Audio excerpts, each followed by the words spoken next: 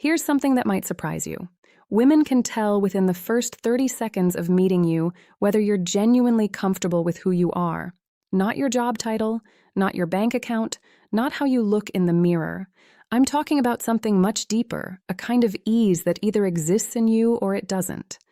I've spent the last 30 years listening to women talk about attraction, about what makes them feel safe, about what makes them actually want to be around a man. And what I've discovered is that the things women notice about men in their 60s are completely different from what younger men stress about. The game changes, and honestly, in many ways, it gets better. But most men never understand what that shift actually is. They're still playing by rules that stopped working 20 years ago. And that's what I want to talk about today. Let me tell you why this matters right now. You're at a point in your life where a lot of things have changed. Maybe you're recently single again. Maybe you're widowed. Maybe you've just realized that life is shorter than you once thought, and you want something real. And if that's where you are, you need to know what women are actually seeing when they look at you. Because here's the thing nobody tells you. 60 isn't what it used to be. You have something working in your favor that you might not even realize. But only if you understand what women are actually paying attention to. Women notice things. They always have.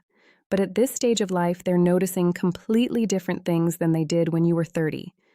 The first thing women instantly notice about men over 60 is whether you actually listen or if you're just waiting for your turn to talk. I know that sounds simple, but listen to me on this. By the time a woman has reached her 50s or 60s, she's probably spent decades with people who only half heard her. She's learned to recognize the difference between a man who's genuinely interested in her thoughts and a man who's performing interest while thinking about himself. When you sit across from a woman and she tells you something about her life, about her kids, her work, something she's worried about, she's watching to see if your eyes stay on her or if they start drifting. She's noticing whether you ask a real follow-up question or whether you just nod and then pivot back to talking about yourself. This matters because listening is actually a form of respect. And by this point in life, respect matters more than it ever has. A woman doesn't need you to be impressive. She needs to know that you genuinely care about what she thinks. I had a client once, a man named Robert who was 64. He told me he'd been on 3 dates with a woman named Susan, and he couldn't understand why she didn't want to see him again. He said, "I was a perfect gentleman. I paid for dinner. I talked about interesting things." When I asked him what Susan had said about her life, he paused for a long time. Then he admitted he wasn't really sure. He'd told her about his career, his travels, his accomplishments, but he hadn't actually asked her meaningful questions. He hadn't left space for her. The second time he saw someone new, he did something different. He genuinely listened. He asked real questions. And it changed everything. That woman saw him as a completely different man because he'd finally given her what she actually wanted, to be heard. The second thing women notice is whether you've made peace with your own past or whether you're still bitter about it. This one runs deep. By the time you're in your 60s, you've probably experienced some real disappointment. Maybe a marriage that fell apart, maybe careers that didn't go the way you planned, maybe health scares, maybe loneliness. And the question women are asking, even if they don't know they're asking it, is whether you've processed those things or whether you're still carrying them around like luggage. Because here's what happens. If you haven't made peace with your past, you bring that weight into every new relationship. You become cynical. You become suspicious. You test women to see if they're going to leave you like someone else did. And women can feel that immediately. I'm not talking about forgetting the hard things. I'm talking about understanding them, about getting to a place where you can say, "That was difficult and I learned from it," instead of, "That was unfair and I'm still angry about it." Women at this stage in life have usually done their own work on this. They've been through therapy or they've done a lot of soul searching. They can spot a man who hasn't done that work from a mile away, and it's exhausting for them to be around. There's a woman I know named Margaret who told me she went on a date with a man who spent the entire evening complaining about his ex-wife. He told stories about how she'd wronged him, how unfair the divorce was, how women in general couldn't be trusted. And Margaret said something to me that I'll never forget. She said, "When a man is still that angry about his past, he's not really available for a future. He's just looking for someone to validate his hurt." The opposite is true as well. When a man has genuinely processed his disappointments and can talk about them without bitterness, can even laugh at some of them, something shifts. Women can relax around him. They don't have to manage his emotions. They can actually enjoy his company. The third thing women instantly notice is whether you take care of your body or whether you've just given up. Now, I want to be clear about something. This isn't about being a perfect specimen. This isn't about having six-pack abs or running marathons. Women in their 50s and 60s aren't expecting that. They know what bodies look like at this age. They're living in bodies at this age. What women are noticing is whether you still care, whether you still get out and move, whether your clothes fit you properly and are clean, whether your grooming matters to you, whether you're taking care of your health because you respect yourself, not because you're trying to impress anyone. There's a psychology here. When you take care of yourself, even in small ways, you're sending a signal. You're saying, "I matter. My life matters. I'm not just waiting to die." And women respond to that, not with attraction in the way it worked when you were younger, but with respect, with a kind of confidence in you. I'm talking about simple things: a regular walk, staying groomed, wearing clothes that fit your actual body instead of pretending you're still the size you were at 40, getting haircuts, paying attention to your hands and your teeth, smiling. A man I know named David, he was really discouraged about dating after his wife passed away. He'd put on weight, he was wearing the same 3 shirts, and his whole energy was just defeated. His daughter eventually told him something honest. She said, "Dad, you don't have to be young, but you have to look like you're engaged with your own life." He started small. He got a better haircut. He went to the gym 3 times a week, nothing crazy, just walking and some light weights. He got a couple of new shirts that actually fit. And without doing anything else, just by signaling that he cared about himself, women started responding to him differently. He wasn't trying to look 30. He looked like a 65-year-old man who respected himself. The fourth thing women instantly notice is whether you can laugh, especially at yourself. This is huge. By the time you reach 60, life has become complicated. You've probably experienced loss. You know that things don't always work out the way you hoped, and that knowledge can make some men very serious, very heavy. But women are attracted to men who haven't lost their lightness. Not in a frivolous way. I'm not talking about being silly. I'm talking about the ability to find humor in your own human messiness, to not take yourself so seriously that you can't laugh. There's real psychology here. Humor is actually a sign of intelligence and resilience.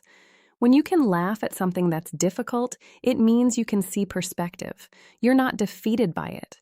You can hold it lightly. I worked with a man once named Frank, and he was terrified of dating again. He was convinced that he'd forgotten how to be social, that he was too set in his ways, that he'd be awkward. On his first date, he actually tripped coming into the restaurant. Completely stumbled. His instinct was to be mortified. But instead, he laughed. He looked at the woman he was meeting and just shook his head and said, "Well, that's one way to make an entrance." And they both started laughing, and something broke open. He wasn't trying to be perfect. He was just being human. By the end of that evening, she was genuinely interested in him, not because he was impressive, but because he was real, and he was light about being real. The fifth thing women notice is whether you have your own life or whether you're looking for a woman to fill an emptiness. This matters more than most men realize. Women can feel the difference between meeting a man who wants them and meeting a man who needs them. And needing someone is actually a turnoff, even when it's dressed up in romantic language. If you're a man without hobbies, without friends, without interests or activities that matter to you, a woman can sense that instantly. She might feel flattered for about 5 minutes, and then she'll start to feel the weight of it. She'll realize that you're looking to her to be your entire world. And that's not sustainable. That's not actually love. That's dependence. The men who are most attractive to women at this stage are the ones who have a full life. They have friendships they care about. They're involved in something, whether it's gardening or woodworking or volunteering or golf or travel planning. They read. They're curious about things. They have a reason to get out of bed besides waiting for a woman to call. When you have that kind of life, something amazing happens. You're not desperate. You're not auditioning. You're just genuinely interested in whether this woman would be a good addition to an already good life. And women feel that difference immediately. I know a man named Harold who spent 2 years after his divorce just trying to meet women. He was lonely, and he was looking for someone to fix that. And it was exhausting for both him and every woman he met. Then his son dragged him to a woodworking class. He wasn't even interested at first, but he started going. And then he started going to the woodworking group that met on Saturday mornings. He made some friends. He started building things. He was actually engaged in something. 6 months later, he met a woman at a coffee shop, and the difference in how he showed up was night and day. He wasn't trying to convince her he was a catch.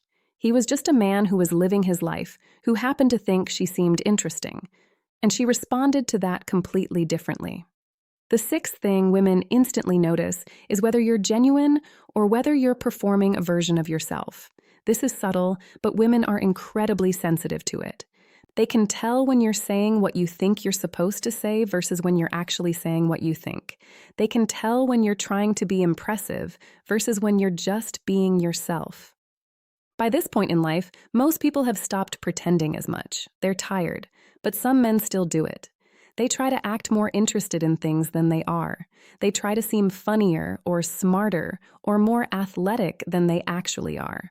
They're constantly adjusting themselves to match what they think a woman wants.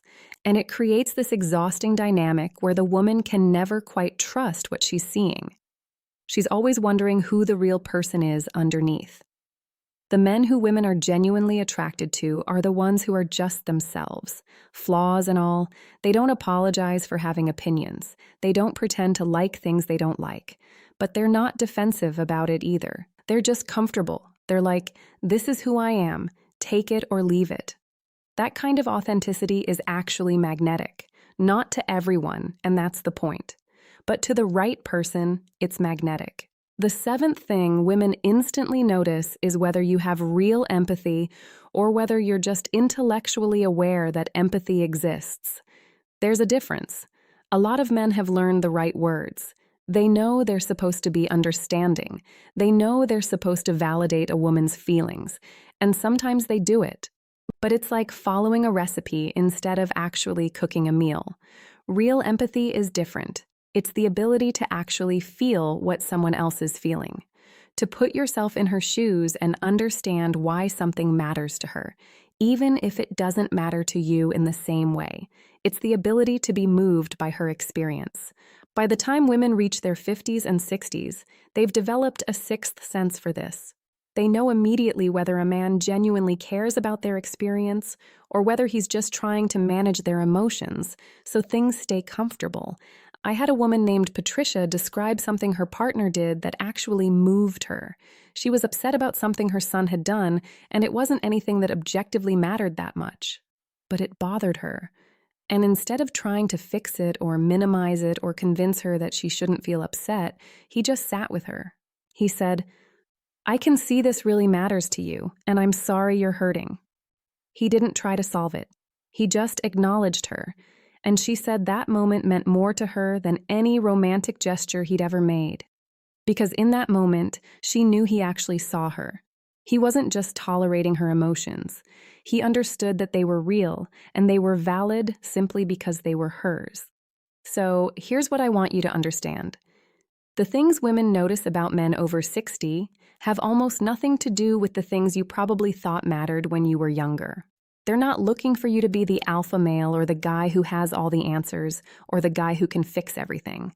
They're looking for a man who's genuinely present, who's comfortable with himself, who's lived a life and learned from it, who's still engaged with the world and with other people, who's willing to be vulnerable, who can listen and care and laugh and keep growing.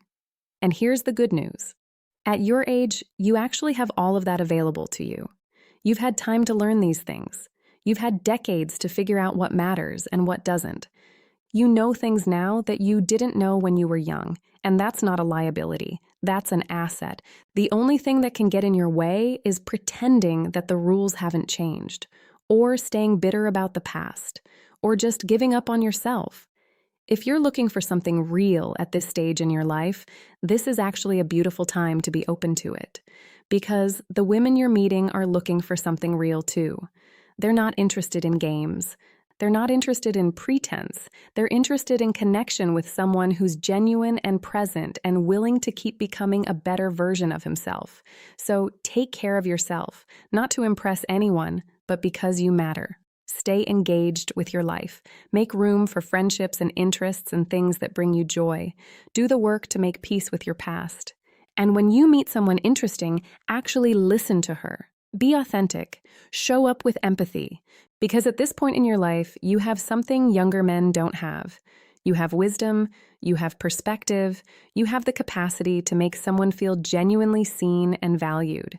And that's what women are really looking for. If this resonates with you, I'd love for you to subscribe. I talk about this stuff all the time, real psychology, real relationships, the things that actually matter. And I do it without the nonsense or the manipulation, just straightforward wisdom about how to build something real. Thank you for being here.